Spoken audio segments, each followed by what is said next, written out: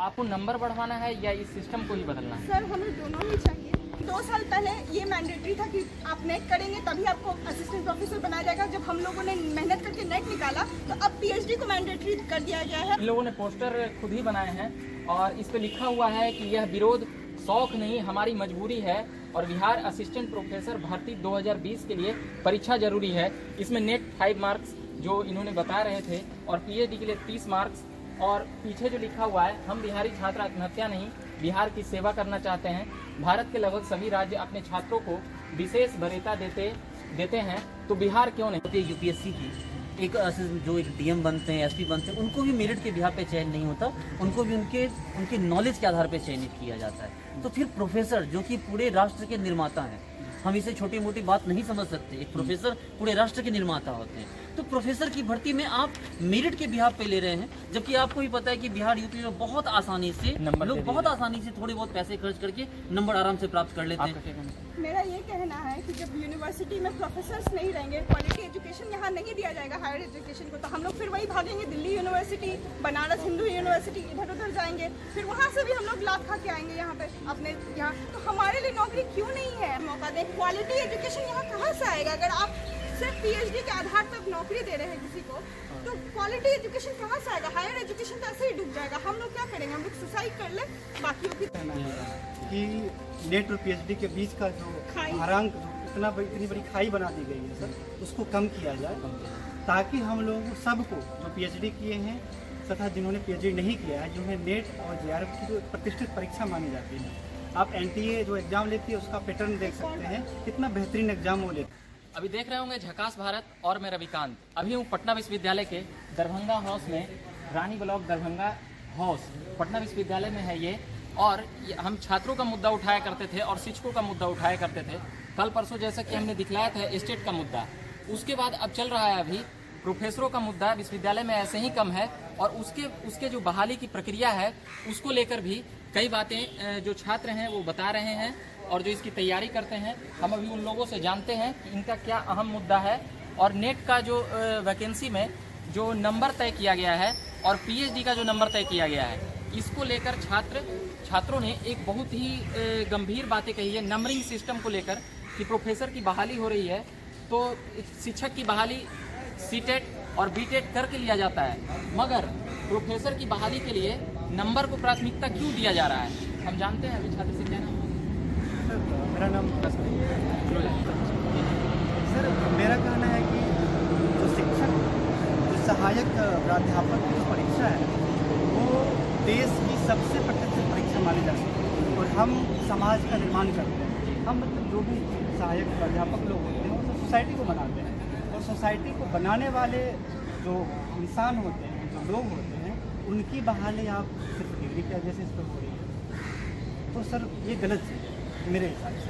तो मुझे लगता है कि डिग्री बेसिस पे ना होके इसको एग्जामिनेशन के द्वारा, परीक्षा के द्वारा इसकी बहाली हो, ताकि जिन्होंने पीएचडी किया उन्हें भी तथा जिन्होंने नेट पास किया उन्हें दोनों को समान मौका मिले। मतलब कि जो नंबर बताए थे आप यहाँ पे आ जाइएगा कैमरामैन साहब भी, यहाँ पे जो नंबर बताए थे कि पीएचडी को 30 नंबर का प्रेफरेंस दिया जा रहा है और नेट निकालने वाले को 5 नंबर का, तो आपको नंबर बढ़वाना है या इस सिस्टम को ही बदलना है? सर हमें दोनों ही चाहिए, क्योंकि जो भी मापदंड होना चाहिए, ऐसे भी तो समानता तो है नहीं। पीएचडी वालों को 30 नंबर और नेट वालों को 5 नंबर, ये कहाँ की समानता है सर?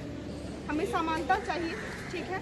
और साथ ही साथ उस आधार पे, उस समानता के आधार पर अगर 15 नंबर उनका भी होगा, 15 नंबर हमारा भी होगा, तो हम लोग को समान मौका मिलेगा। हम लोग अपनी प्रतिभा को प्रूफ करेंगे, जैसे हमने राष्ट्रीय स्तरीय एग्जाम नेट के एग्जाम में प्रूफ किया, हमने क्वालिफाई किया। इतना टफ एग्जामिनेशन होता है, उसमें हमने क्वालिफाई किया। और हम चाहते हैं कि अब यहाँ पे भी अगर आपको नौकरी देनी है, बिहार के युवा को क्यों बेरोजगार रखेंगे? थोड़ा सा इधर आ जाइएगा, कार से आ रहे हैं। हमें भी तो मौका मिलना चाहिए। अब पीएचडी वालों को भी मौका दें। क्वालिटी एजुकेशन यहाँ कहाँ से आएगा? अगर आप सिर्फ पीएचडी के आधार पर नौकरी दे रहे हैं किसी को, तो क्वालिटी एजुकेशन कहाँ से आएगा? हायर एजुकेशन तो ऐसे ही डूब जाएगा। हम लोग क्या करेंगे? हम लोग सुसाइड कर ले, बाकियों की तरह। हम लोग क्या करेंगे? मैंने तो खासकर अपना भविष्य इसी में सोचा है। आज मैं 10 साल से ये आंखों में सपना लेके, जब से मैं ग्रेजुएशन करने आई थी तब से मैं ये सपना संजोए अपने आंखों में घूम रही हूँ। और इसके बाद अगर मेरा ये सपना टूट जाता तो मैं क्या करूँगी? मैं सुसाइड कर लूँ या फिर स्टेट नौकरी की तैयारी कर लूँ? क्या करूँ? हम और भी छात्रों से जानता हूँ समस्या। थोड़ा सा क्लोज आइएगा भैया, क्या बता रहे हैं भैया? मेरा नाम प्रेमानंद कुमार भगत है, केमिस्ट्री सब्जेक्ट से मैं सिद्धार्थी हूँ। देखिए, बचपन से मेरा भी सपना रहा, बहुत ज़्यादा मैंने मेहनत की और डबल टाइम JRF किया, गेट क्वालिफाई किया।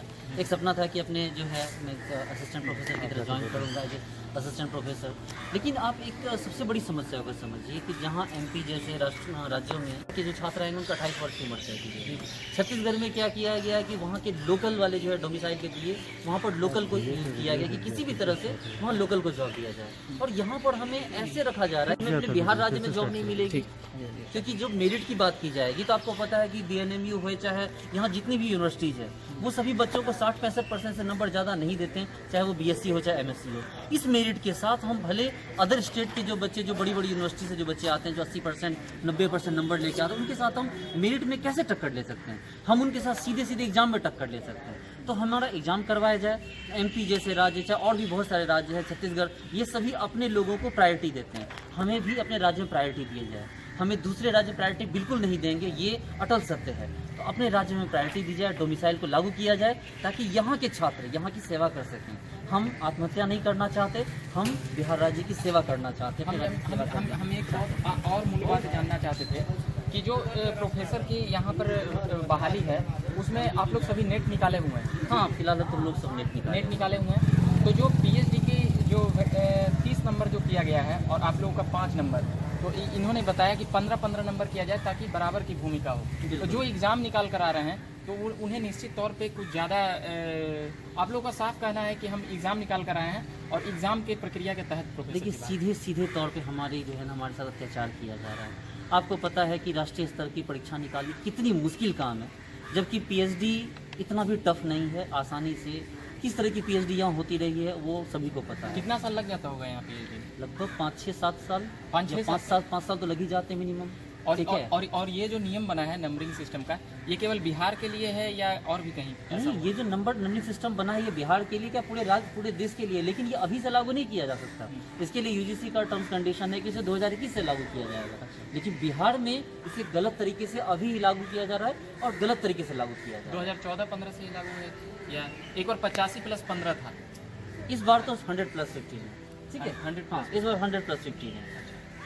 और भी कुछ छात्र समझाएंगे, और भी कुछ छात्र बताएंगे?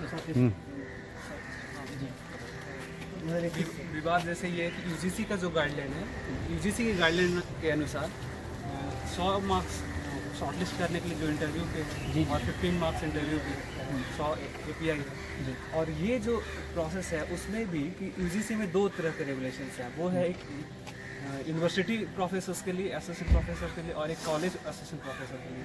लेकिन बिहार का जो रेगुलेशन आया है नया, उसमें क्या किया है कि जो PG का जो रेगुलेशन है उसी को सिर्फ कंटिन्यू किया गया है। वो PG में भी और UG में भी, कॉलेजेस में भी, दोनों साइड। और उसमें चेंजेज ये है कि यहाँ 100+100 API है एकेडमिक मार्क्स और 15 इंटरव्यू का है। तो वो दोनों को ऐड करके टोटल रिजल्ट आएगा। तो यहाँ सवाल उठता है कि जिनका एकेडमिक मार्क्स कम है या जिनका PhD हो चुका है और जो बच्चे नेट क्वालिफाइड हैं, वो दोनों में बहुत ज़्यादा गैप हो जाएगा। तो हम लोगों सभी शोधार्थी का यही मूल प्रश्न है, मूल मांग है कि हम लोग को एक बेहतर अपॉर्चुनिटी दिया जाए, जैसे कि हम लोग भी एक अच्छे स्तर पे पहुंच सकें और कम्पीट कर सकें। ऐसे तो हम लोग इंटरव्यू के लिए शॉर्टलिस्ट भी नहीं हो पाएंगे, हम लोग को तो इंटरव्यू के लिए मौका नहीं मिल पाएगा। अगर बिहार गवर्नमेंट एलिजिबिलिटी नेट रखती है तो हम लोग तो नेट क्वालिफाइड हैं, तो सिर्फ हम लोग को सिर्फ फॉर्म भराने के लिए, सिर्फ संख्या बढ़ाने के लिए की जा रही है, या फिर हम लोग को भी नौकरी देने की कुछ उसमें कवायद है? ऐसा तो दिखता नहीं है कहीं से भी। हमारी सरकार से ना तो विरोध है और ना ही कोई ऐसी प्रतिक्रिया, सिर्फ हमारी है कि हम लोग भी इस क्षेत्र में और सेवा दें। हमने कई छात्रों से अभी पूछा और उसमें यही जाना कि इन लोगों का कहना है कि नेट के बराबर हमारी वैल्यू PhD के बराबर की जाए या तो फिर एग्ज़ाम के प्रक्रिया के तहत ली जाए। इन लोगों ने पोस्टर खुद ही बनाए हैं और इस पे लिखा हुआ है कि यह विरोध शौक नहीं, हमारी मजबूरी है। और बिहार असिस्टेंट प्रोफेसर भर्ती 2020 के लिए परीक्षा जरूरी है। इसमें नेट 5 मार्क्स जो इन्होंने बता रहे थे और पीएचडी के लिए 30 मार्क्स। और पीछे जो लिखा हुआ है, हम बिहारी छात्र आत्महत्या नहीं, बिहार की सेवा करना चाहते हैं। भारत के लगभग सभी राज्य अपने छात्रों को विशेष वरीयता देते हैं, तो बिहार क्यों नहीं? यानी कि डोमिसाइल का और जस्टिस की मांग कर रहे हैं। और इधर भी पोस्टर हैं इन लोगों के, और तमाम प्रकार से इन लोगों का साफ कहना है कि हमारा मूल्य मांग ये है कि पीएचडी के बराबर नेट का वैल्यू दिया जाए। और हम अभी छात्रों का मुद्दा उठा रहे थे और शिक्षकों का मुद्दा उठा रहे थे। ये प्रोफेसर साहब का मुद्दा पहली बार उठाने के लिए मिल रहा है पटना विश्वविद्यालय। बिहार की शिक्षा व्यवस्था है वह किसी से छिपी नहीं है। और प्रोफेसरों की मुद्दा, असिस्टेंट प्रोफेसरों की मुद्दा में नंबर को क्यों तरहीज दिया जा रहा है, छात्रों ने अभी बताया है। हम और भी कुछ जानेंगे कि जब यूनिवर्सिटी में प्रोफेसर्स नहीं रहेंगे, क्वालिटी एजुकेशन यहाँ नहीं दिया जाएगा हायर एजुकेशन को, तो हम लोग फिर वही भागेंगे दिल्ली यूनिवर्सिटी, बनारस हिंदू यूनिवर्सिटी, इधर उधर जाएंगे, फिर वहाँ से भी हम लोग लात खा के आएंगे यहाँ पे अपने यहाँ। तो हमारे लिए नौकरी क्यों नहीं है? हम लोग कहाँ जाएंगे फिर? बिल्कुल, ये लोग नेट निकाले हुए हैं, आप लोग और कुछ बताएंगे? सर मतलब हम लोग का बस अब हो गया, यही कहना है कि नेट और पीएचडी के बीच का जो भारांक, जो इतनी बड़ी खाई बना दी गई है सर, उसको कम किया जाए, ताकि हम लोग सबको जो पीएचडी किए हैं तथा जिन्होंने पीएचडी नहीं किया है, जिन्हें नेट और जेआरएफ की जो प्रतिष्ठित परीक्षा मानी जाती है, आप एनटीए जो एग्जाम लेती है उसका पैटर्न देख सकते हैं, कितना बेहतरीन एग्जाम वो लेते हैं। तो जल्दी कहना यही है सर कि दोनों सबको समान मौका मिले, इसलिए एग्जाम ले या फिर नेट पीएचडी के अंतर। आज से 2 साल पहले ये मैंडेटरी था कि आप नेट करेंगे तभी आपको असिस्टेंट प्रोफेसर बनाया जाएगा। जब हम लोगों ने मेहनत करके नेट निकाला तो अब पीएचडी को मैंडेटरी कर दिया गया है और नेट को कोई भी उसको एलिजिबिलिटी ही रह गई है मात्र। तो ऐसा क्यों? तुम इतना हरास करने की क्या जरूरत है? बंद कर देना नेट का एग्जाम, क्यों ले रहे हैं फिर? क्यों परेशान हो रहे हैं? बिल्कुल, नेट में एक प्रकार से ये लोग क्वालिफाइड हैं और पीएचडी पैरवी से भी हो जाता है, होता है ना क्या? पीएचडी तो पैरवी से ही आसानी से हो जाता है। डिग्री भी बिकती है, डिग्री बिकती है यहाँ डिग्री पे। बिकती है। बिहार लोग जैसे राज्य में 15-20 लाख रुपए खर्च कर रहे हैं अभी भी अभी PhD समय में। पर, वर्तमान समय में खरीदने के लिए सूत्रों से जानकारी मिली है। चलिए ठीक है, ये छात्र बता रहे थे, काफी खुलकर भी बात की है। कितनी भी चोरी चपाटी की जाए, नेट नहीं क्वालिफाई किया जाता, चोरी से नेट नहीं किया जाता। बिल्कुल, मेरिट से नेट निकाला जाता किया है। नेट के छात्रों की बातों को सुनी जाए। हम तमाम खबरों में बने हुए रहेंगे। अभी के लिए फिलहाल इतना ही। झकास भारत से मैं रविकांत, धन्यवाद।